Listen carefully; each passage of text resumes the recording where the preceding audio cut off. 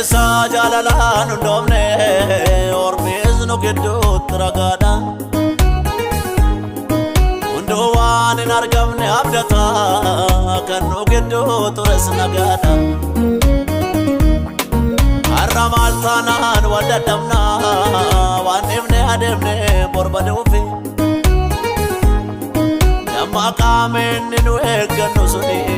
yesus wa qarade biufi Kalesa jalalan undomne ormiz wa ekenya ragada undowan in argamne abdata kan no giddu tures nagada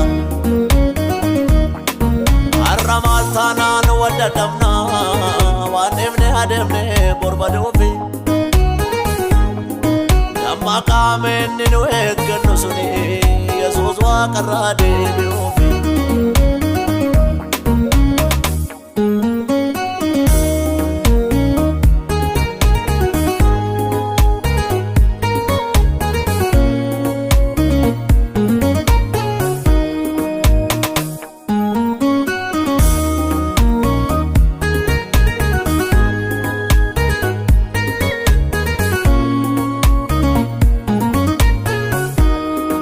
Ijoolleen ilmaan abbaa tokko fi dhiiga fannootiin dhalatan namoonni itti isaanii tokko jirma tokkorraa maaf jaddaddaan akkatan maamiltoonni danni hojii wal dhabanii jaarsummaa forma kaannanii Aman karaa salaan sene rakau argate gargar bawoon nagamnani galgala mokkisa baatanii dhugaa jireenya lallabuni hojii abiddi fixuuf kaatanii maal godha ofumaa lallabuni inni deegaan bitee nu dhabeera abbaa ormaatee fogonkorra karaan keenya dafeen galu taanaan karaa keenya eessatti turra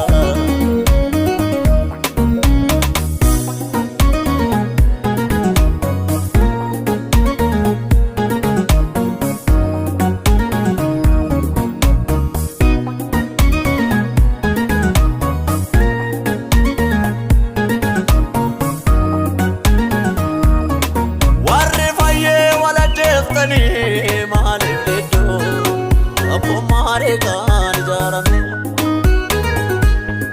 maaltolmaan bofaa isin taasise isinoo tokko